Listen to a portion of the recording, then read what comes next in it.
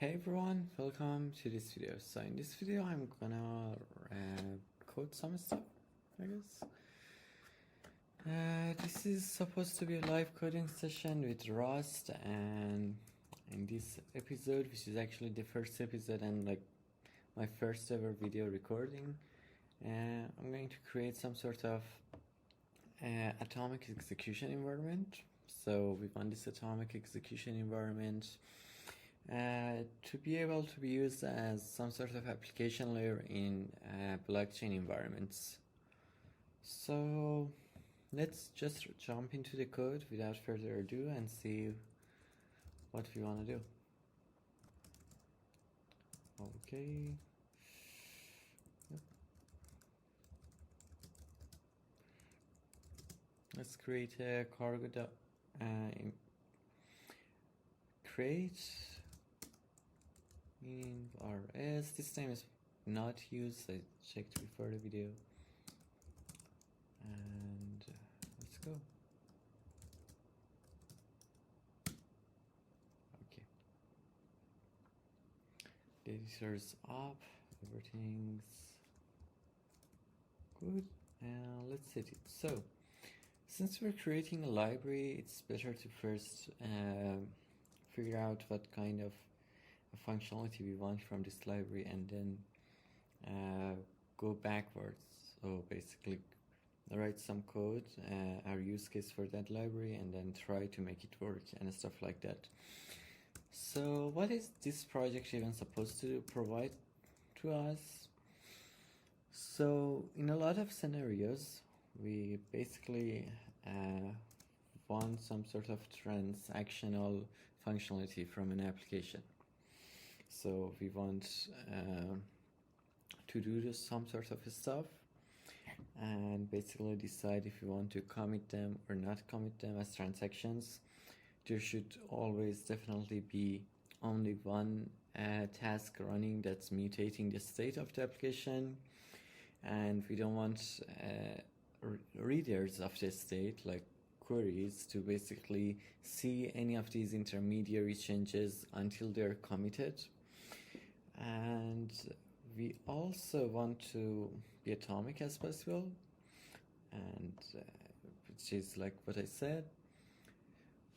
Also, we want many concurrent queries, right? We want somebody to be able to come, like not somebody, but some worker thread and stuff, and spawn many tasks, all reading from this state and read from a fixed point at the state. Again, we don't want any intermediary changes by the mutation thread, let's call it that, to intervene with the result of the queries. If a query is started at a state 0 and like it's taking forever to finish, like we're 5 states ahead right now, we still want the query to actually read a state 0. Okay, so that's the description of what we want. And it's not for all of the thread and like for all of the application. We're definitely not gonna take care of the global variables. We're not gonna take care about thread local and anything that touches that, or like any IO stuff for that matter. We just care about the atomicity in the state.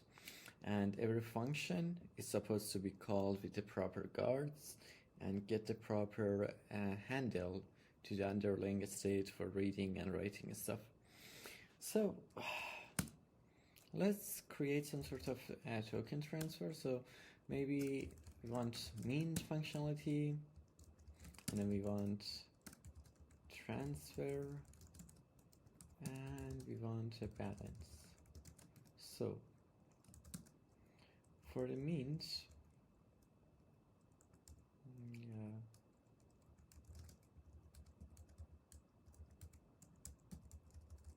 so it's called by some sort of sender, and it's supposed to mutate the state. So again, everything is gonna need its execution environment.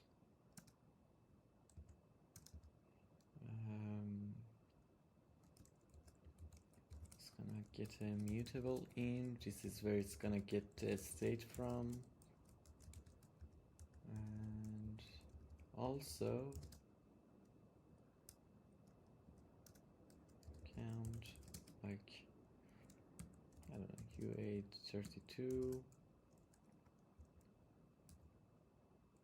amount U128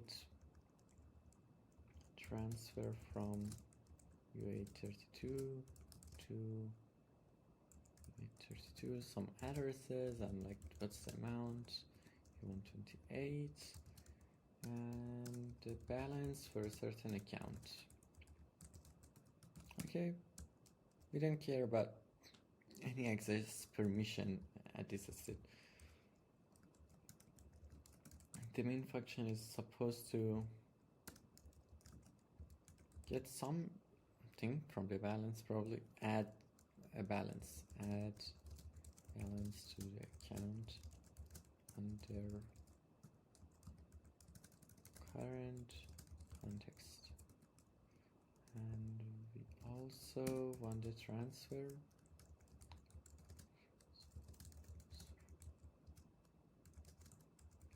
count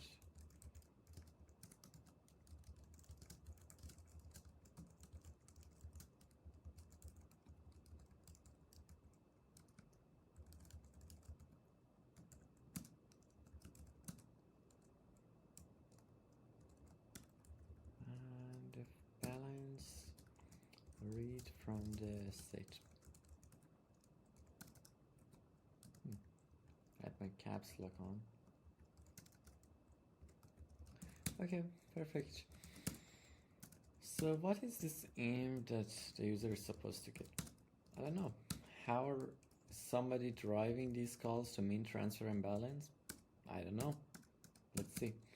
Okay, we probably have some main function, but since we're developing a library, we don't have that. So let's call it demo and as a test so we can run it and see how things are going.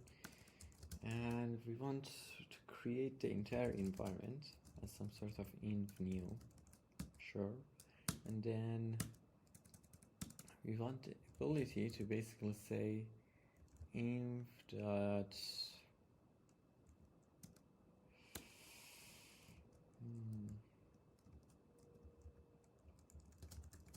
okay, we want only one writer and many one mutator and many readers. So we need mutable handler and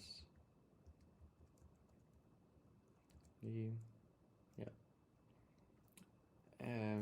an immutable runner. So basically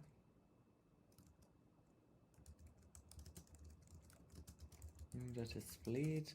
So this environment gets created. We basically split it, which should consume the environment to provide a query end and an update end.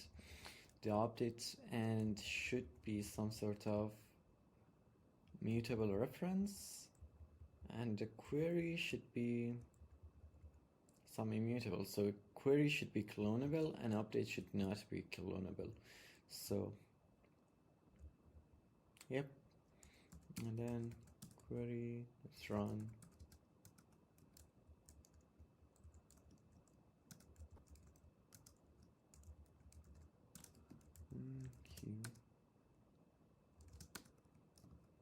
I hope I'm spelling it right. Probably not. And so, for some reason my dictionary, like here in Bing, is not functioning properly. So InQE. Apparently I'm spelling it right. Okay, let's add it to the dictionary then. I'm putting the light back. Okay, maybe some interface like this. So we get a context, and then we can do whatever we want for this context and return it. Like maybe await this. Yeah, I think this is actually a nice interface. So ctx dot doesn't look that bad. Okay, so but it does kind of look bad because now this in queue assumes that there is some sort of queue going on. Like, don't really want a queue, we just want to use whatever Rust provides and like have a immutable reference to this update, so the bar checker can already take care of the logic of only one access.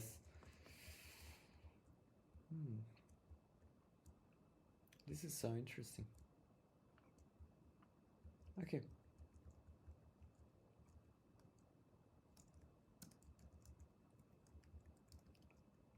And queries are also not blocking, so in queuing them doesn't actually make sense. Like, what are we queuing if it's something that's not gonna block us? Okay, so query.run, like balance of some the cities, and then 2.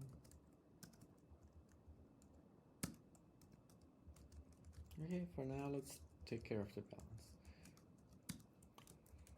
Struct inf, definitely have this. It's for sure implementing some sort of new that returns itself, and then what does this have? No, do we really want to have a split?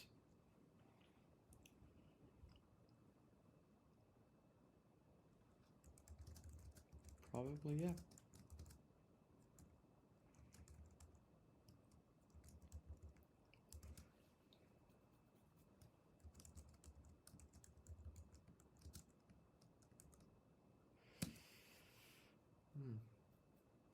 Oh, it's starting to get in place. So the query runner is gonna be able to implement clone. Update runner is not. And this split thing is supposed to take self. So there is only one instance of these things. But then how do we handle shutdown and stuff? That's an interesting question. Maybe it should take mute self. Yep, probably mute self. Now the query runner is gonna have a lifetime of A definitely, because it's gonna link to this. Let's name the lifetimes properly. And still I'm gonna have some other stuff, and the update runner as well.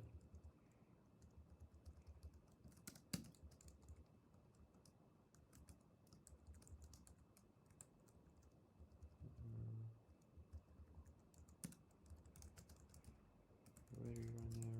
Let's implement a query runner, and this is internal, so we have n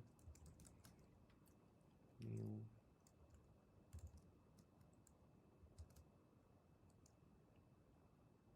runner.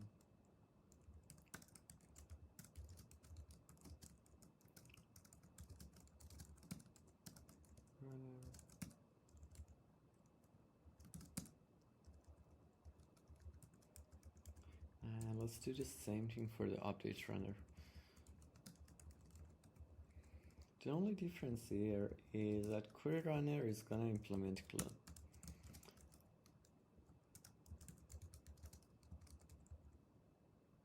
I think we can just borrow clone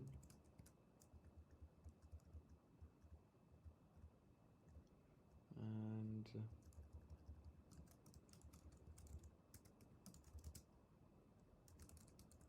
runner new self. Okay, perfect. Now this is also returning update runner. And for running the stuff, the query runner should take a immutable reference, because everyone should be able to run any queries concurrently, and whatever, just pass the reference of the query runner around. Anybody can call it from any thread, and it should be able to execute it. So what do we pass to this run function? Of course, some sort of closure. I don't know which one is right.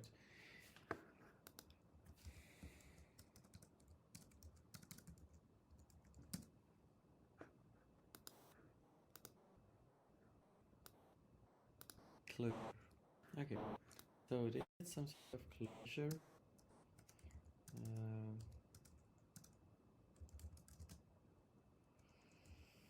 That's basically a function that's supposed to take the context and mutable or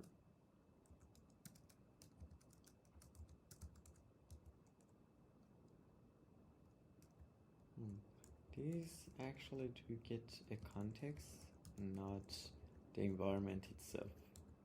Let's make that right. An execution context, and it's supposed to return any arbitrary type, and we are gonna return that.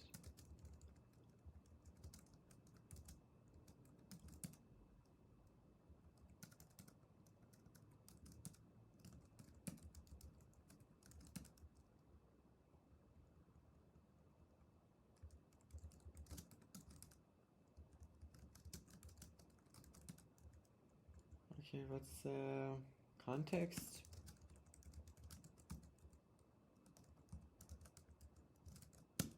We don't know yet.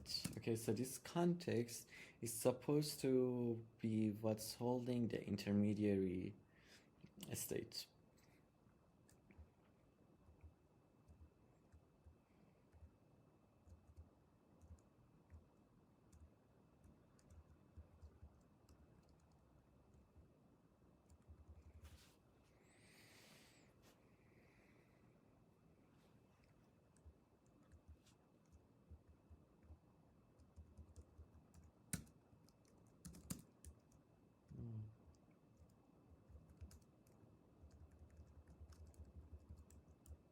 We have some DRY problem going on here, but it's not something I would care about right now. So the difference between the run and the query runner and versus the update runner is the fact that the query runner is supposed to get a immutable reference here. Immutable reference. And the update runner immutable. And why is that? Because we definitely want the query runner to be called many times.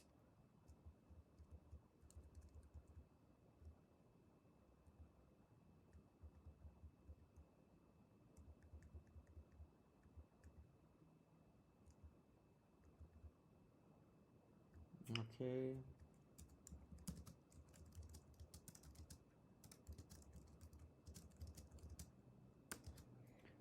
Run and update.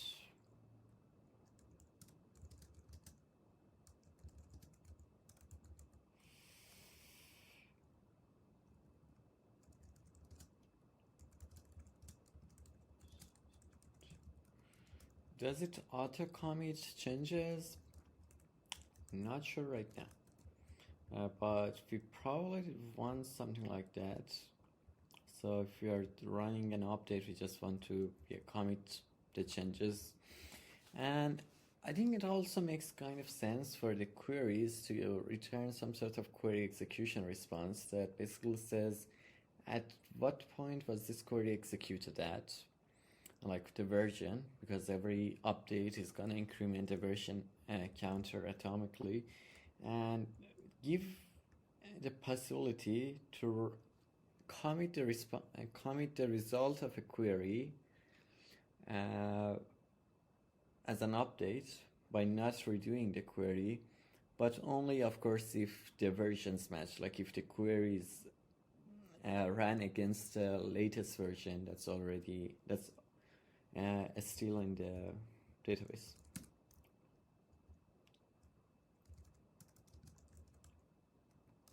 Latest state. Context pass.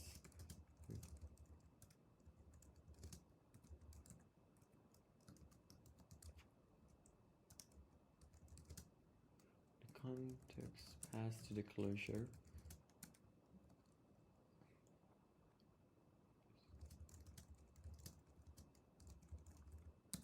Agent changes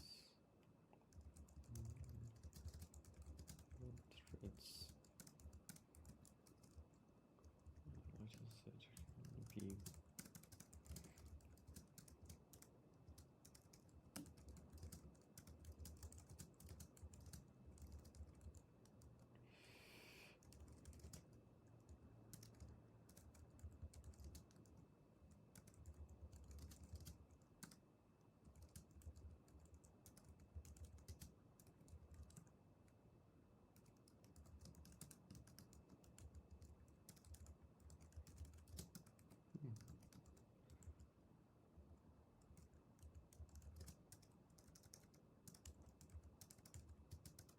I'm definitely not a spelling bee champion, that's for sure.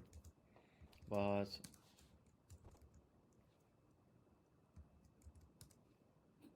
yeah. So what's the difference? Okay.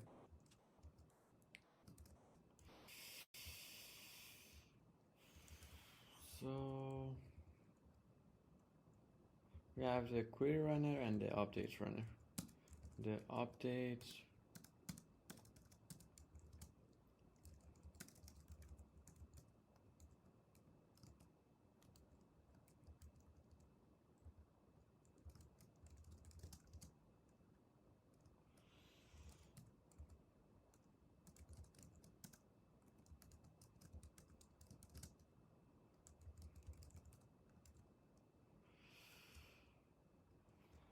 like let's call the min function here. On the same account and basically with 1000 token.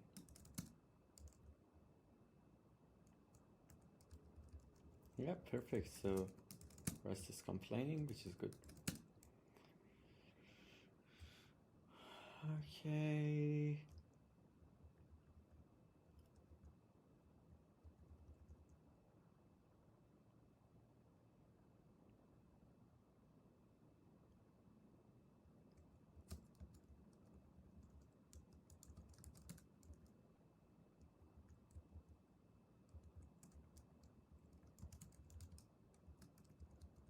I think it's auto writing it, so now just for sanity check, cargo check, perfect.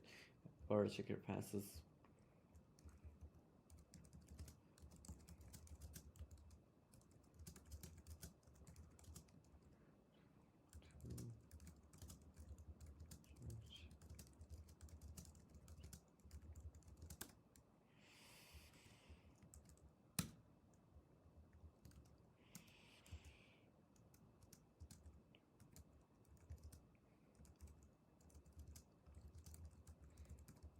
Not the best segmentation. Right, a new environment.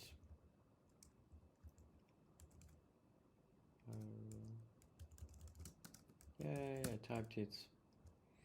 Okay.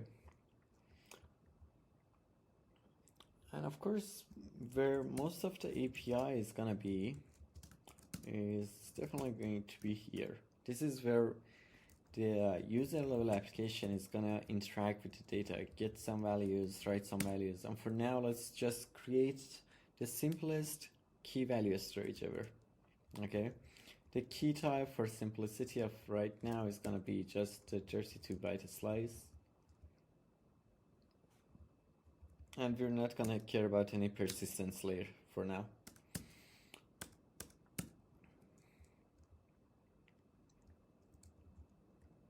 Okay.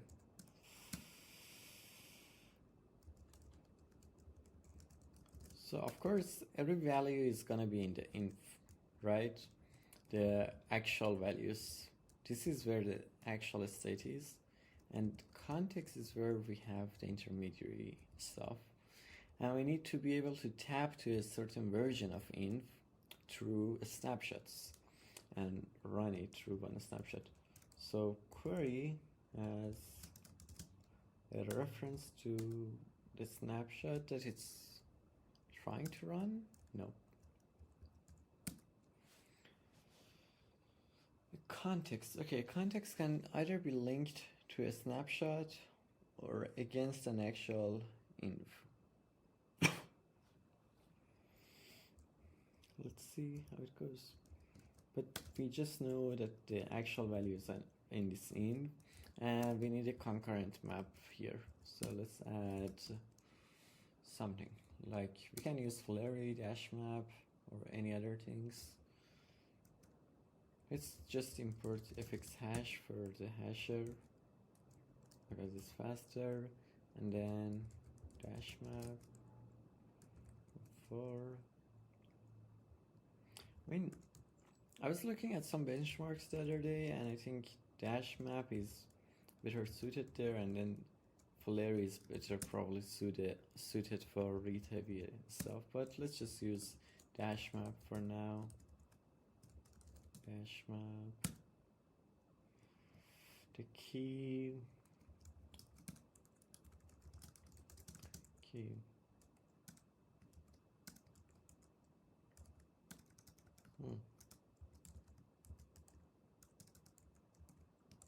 Epochs to 8, and the value as well also epochs to 8.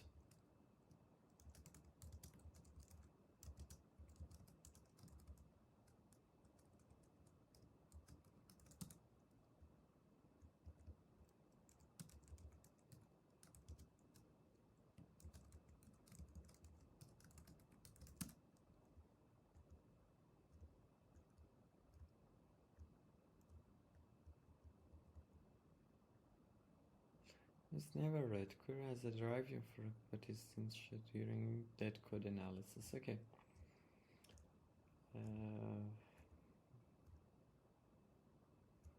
So context is supposed to implement some sort of getter.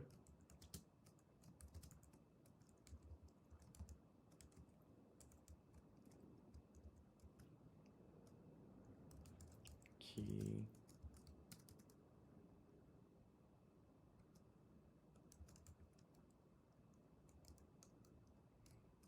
Okay, what's the type of the key here? A slice of U8. And what's the type of the value? It's definitely an option of U8.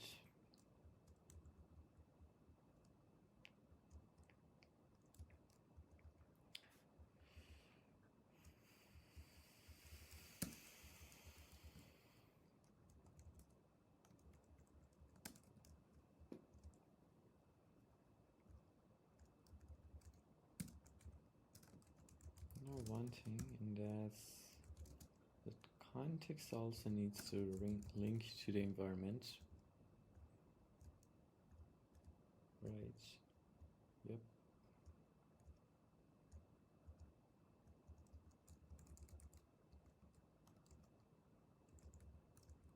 No.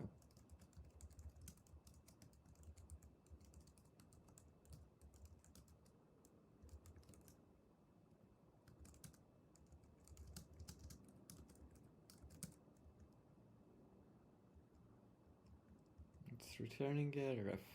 Perfect. So, what kind of ref? A dash map ref.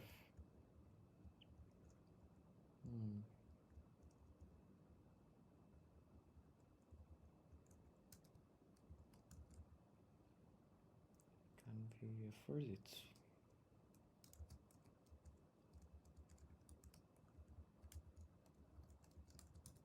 Dash map.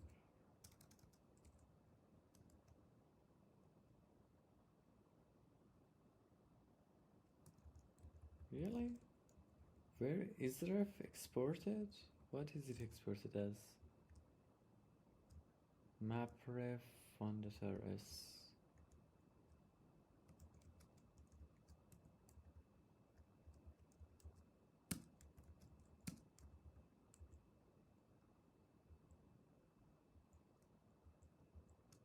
Okay.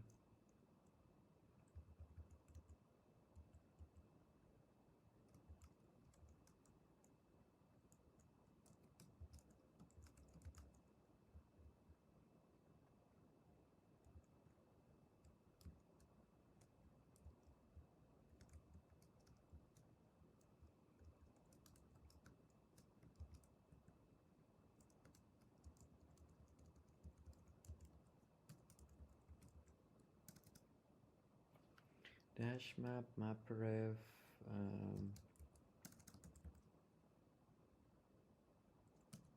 font ref.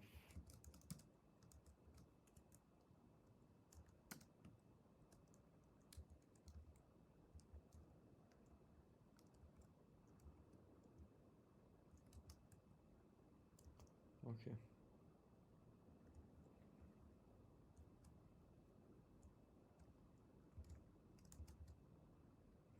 Takes the key, the value, as well as, should we just clone it?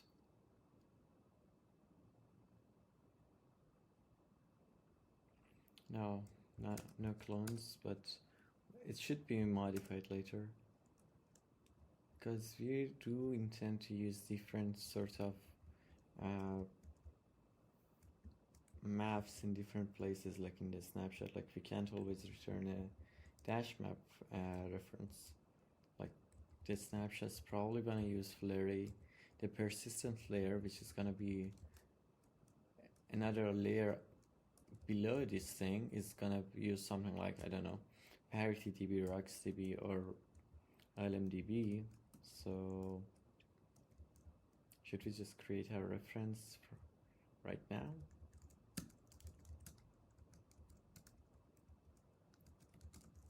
I think so.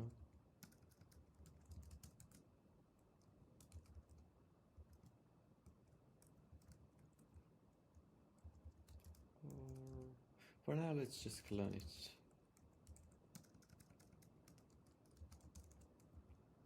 Clone is the simplest thing ever.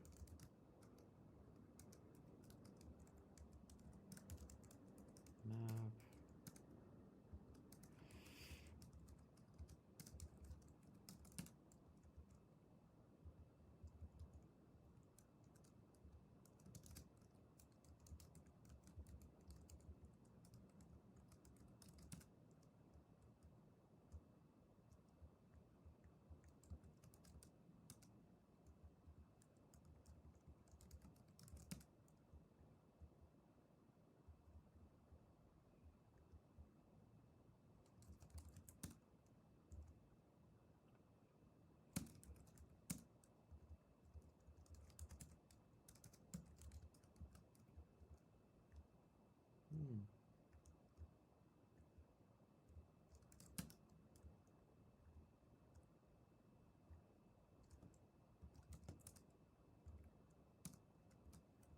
Yep.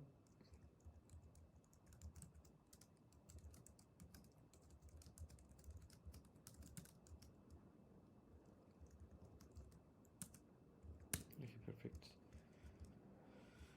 Now this is going somewhere. We definitely need a set as well. So I don't know why we're taking this A anymore. We don't need it. Key is a key, value is a value, and it should set it. Again, we don't want to set directly to entries. What we want to do is to create a secondary map in the context for the intermediary state. So we call it batch because it's a batch that's being constructed to be committed. And the batch is gonna be some sort of dash. It doesn't need concurrency. So we can use the normal hash map, like link a key to some sort of operation, like we can delete as well, right? So operation remove, or like delete, remove, and set or insert value.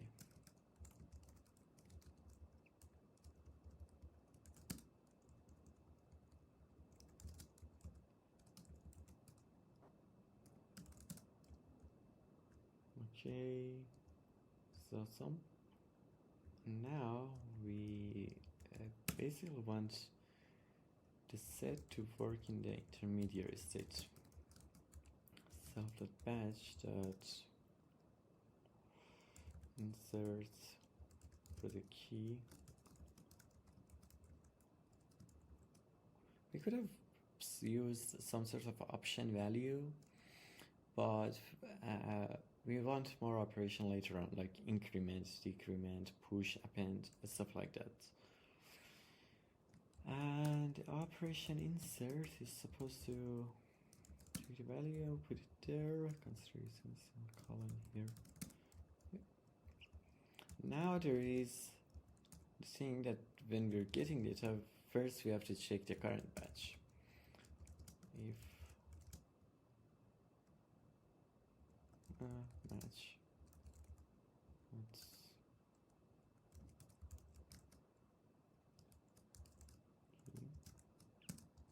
if it's move, if we say this is removed in the current batch, we should just return none. We don't have this data. If it says it's inserted with a new value, we should clone that. A lot of cloning is going on here, but we can get rid of them at one final step. And if it's none,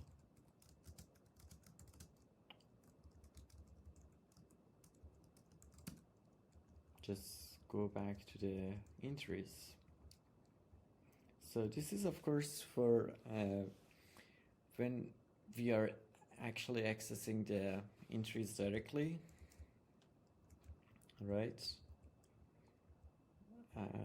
But we might also be behind a snapshot, like the context might be running in a snapshot for a certain version. This is always running against the latest, which is cool for an update, but not for a snapshot. We will fix that too, eventually. But for now, let's get the updates working. The run functions.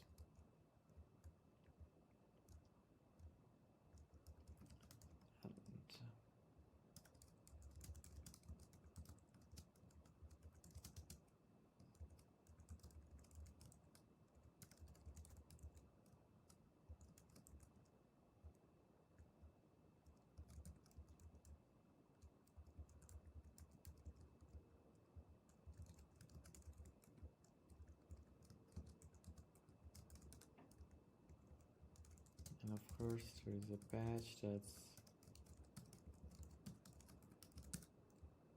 empty.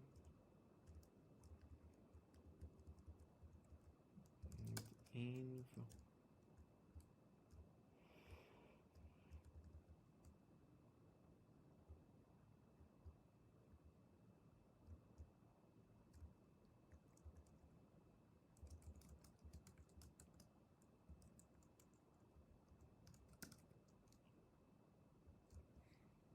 Yeah, for a query we just run it using the context. We return and then we drop the context, nothing more than that. But for an update, we do the same steps. We store the result and then we commit the batch. So Here we go. We write a commit function that's gonna take a mutual reference to self and say what's the badge to commit.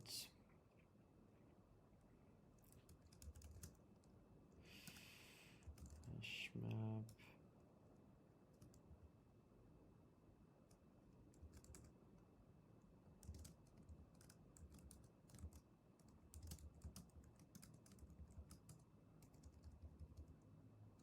We could have used the type list for badge, yeah. So commit batch, the context bar.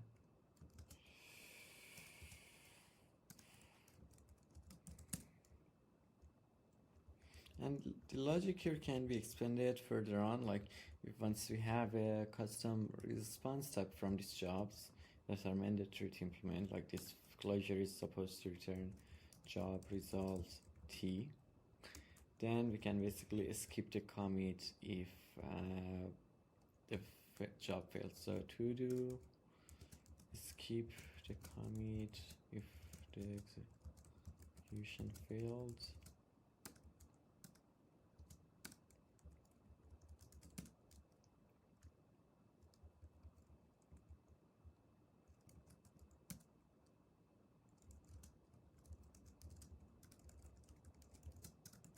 In the patch, this class selfless entries.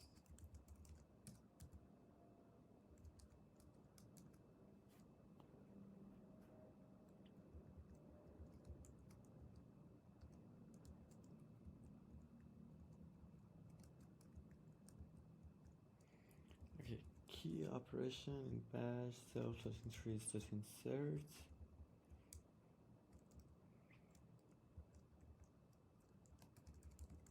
Match the operation.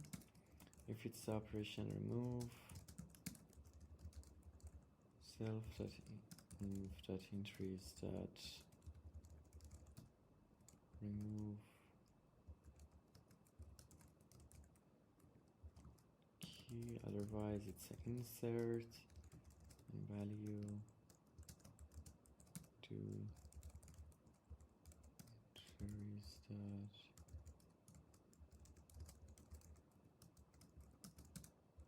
Amazing. So of course we don't have the snapshot logic right now. So let's see the result here. Oh, the balance now return what U128.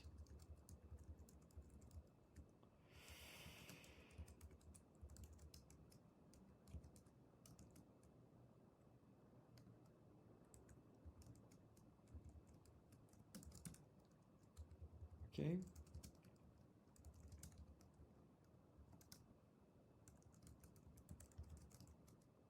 Map U128 from E bytes.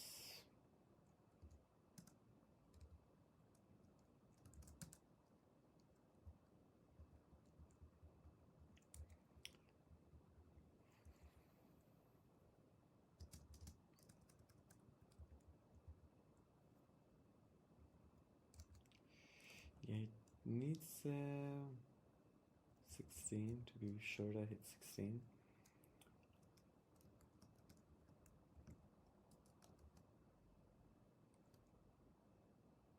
When I did parse,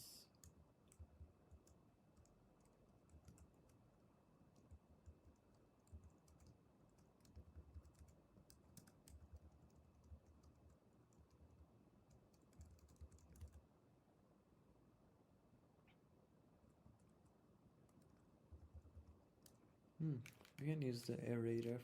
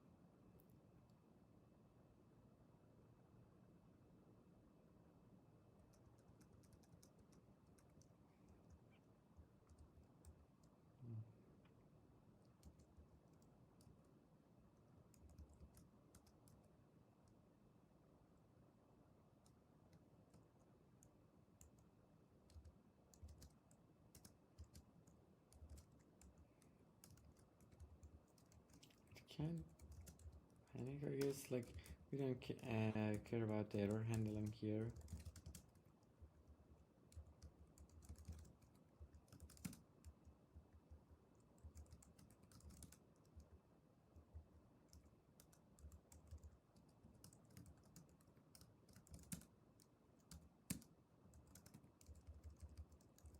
So we get the current balance,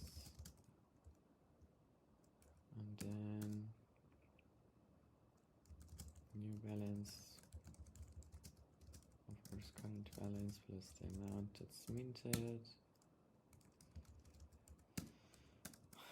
and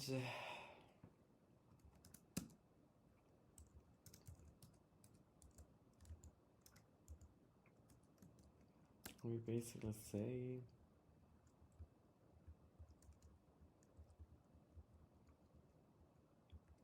we write it back, right?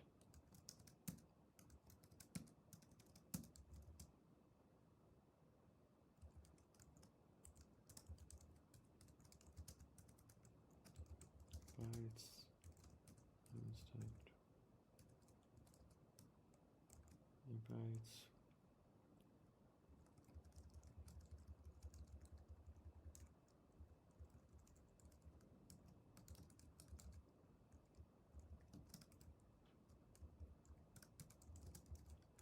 So let's move the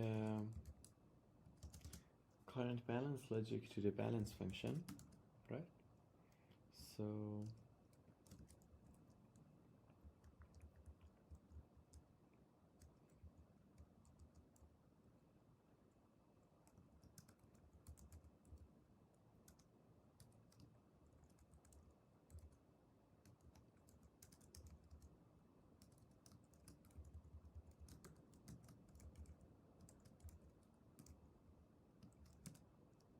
amazing.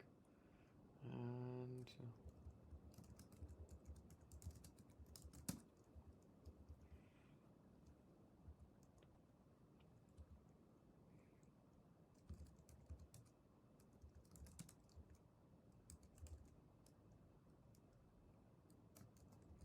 text set account to new balance bytes.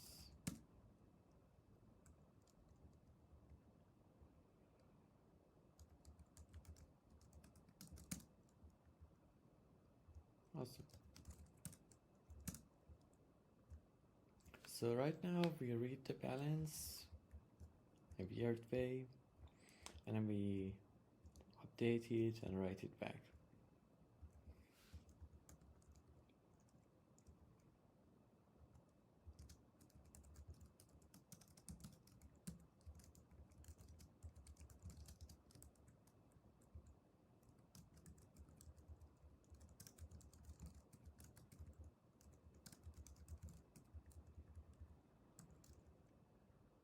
Int doesn't have a result.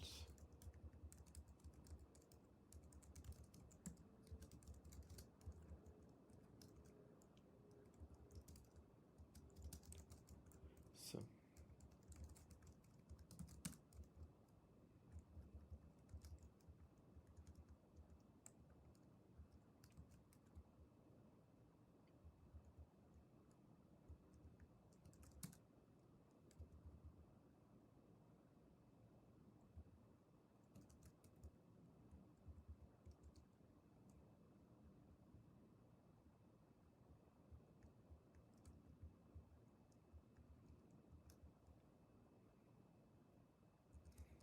oh, okay. Expected function call expression requires function. Interesting. So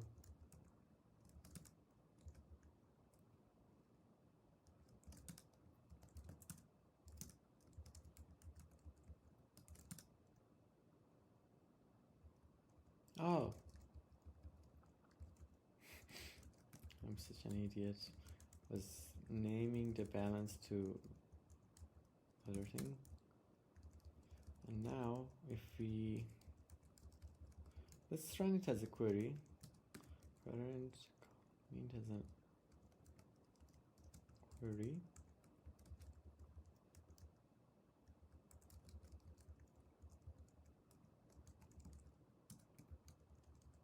Update.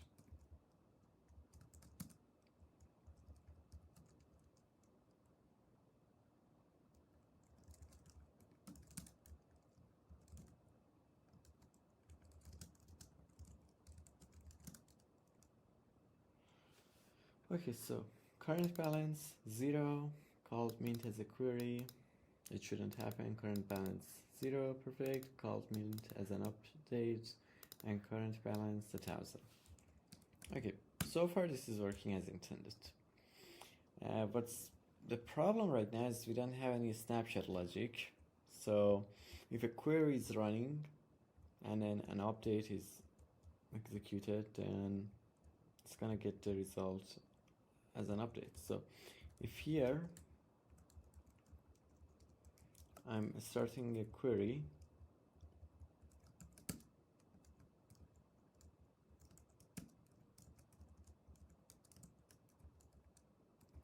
and I say std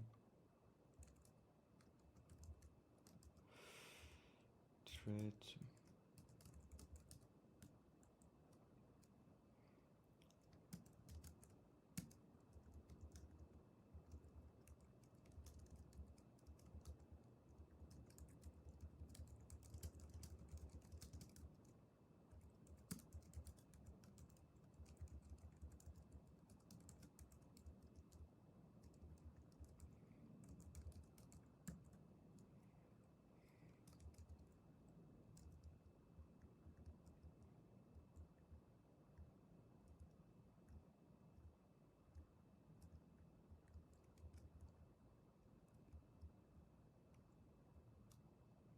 maybe let's go to the other thread here so we're sure that we're calling run here.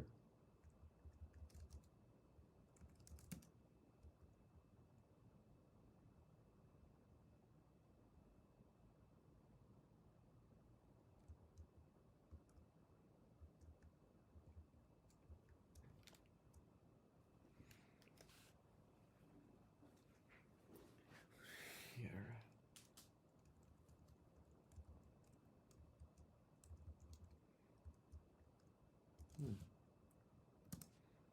Okay, but acidic is a reference that is only valid in the closure body.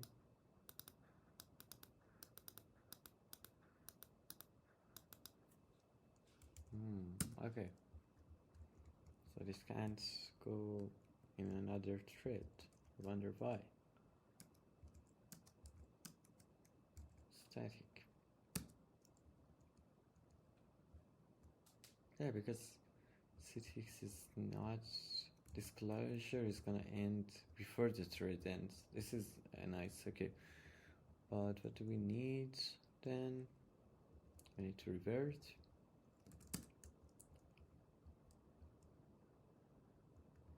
Of query, let q equal query.clone.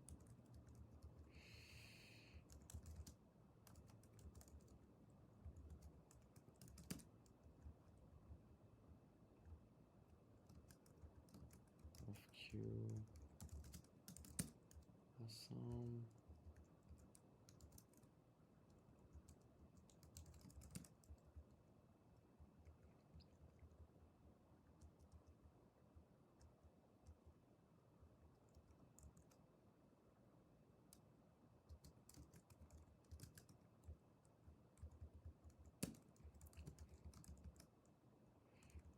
Thread sleep duration.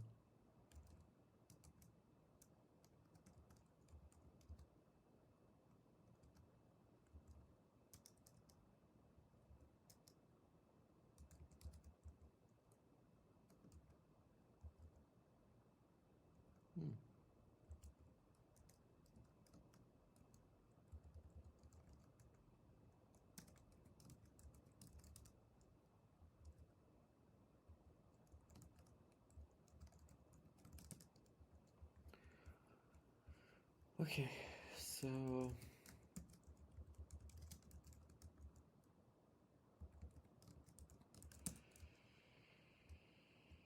but we want this update to actually be called after that. Okay.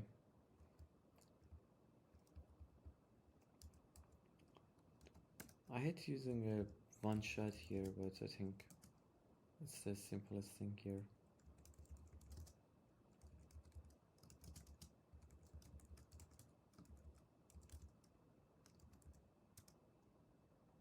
Oh.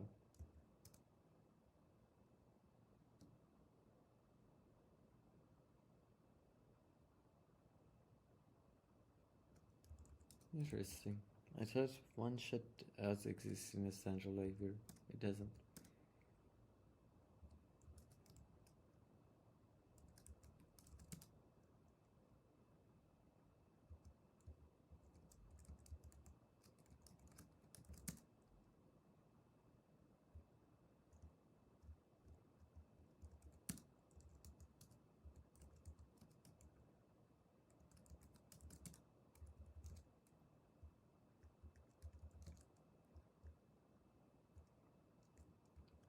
Okay, why are we doing this? Because this function otherwise would be starting at the after here, so we need to sync them so that once we're running this, we are first running this query and then running this update. Sender.send running query, woke up,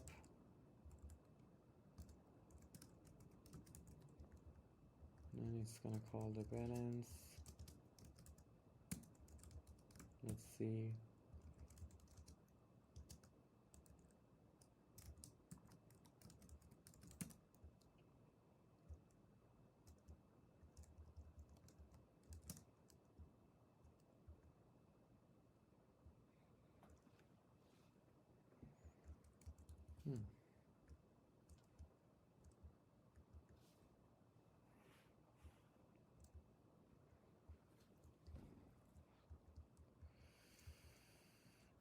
Inv doesn't long enough.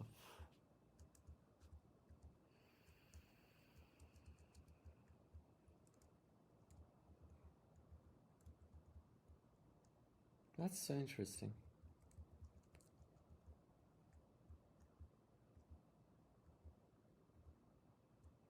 Oh.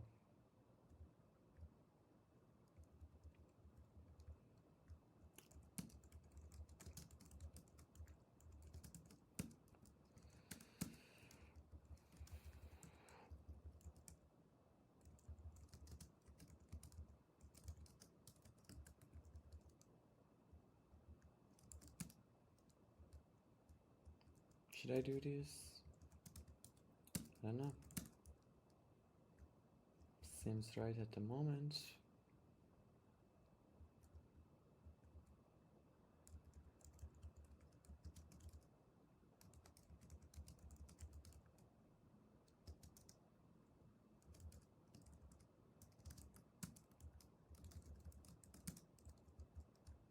Now the query runner is not gonna be dependent on the inv, but it's gonna be in the inv inner.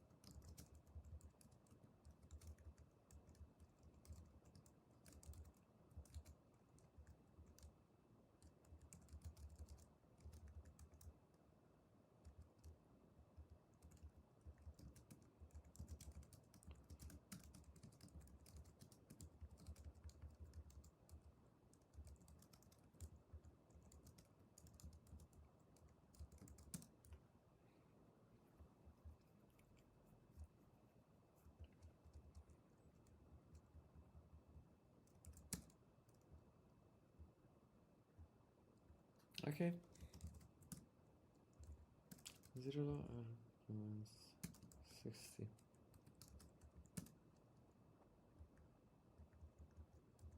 Oh.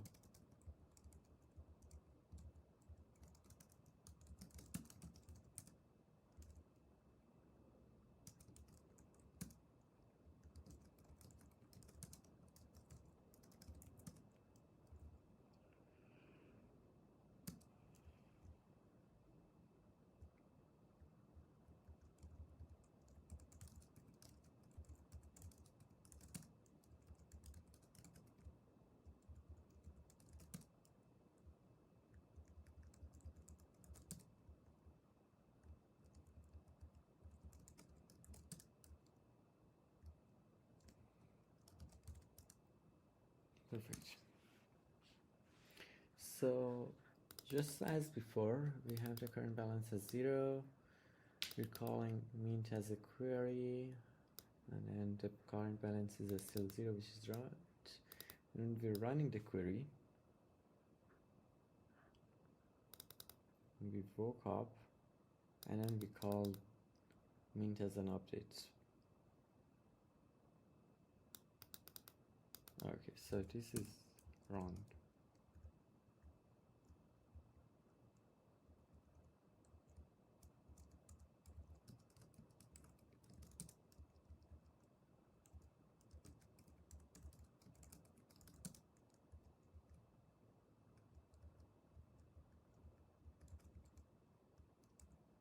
Yep, this was wrong because you're sending this after the execution of run was done.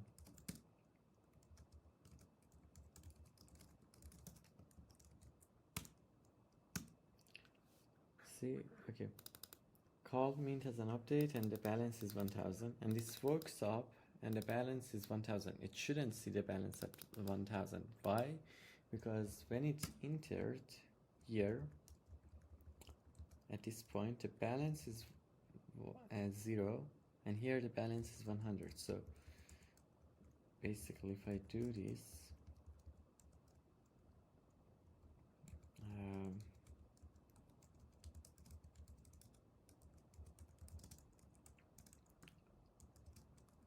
you can see that it is 0, which is right, in the same job, and then in the same job the balance has changed without like doing anything to the balance. So this is very strong, and this is where I'm gonna stop this video, and we will jump back to fixing it in the next video. Now, also don't forget to subscribe and all those stuff, and see you later.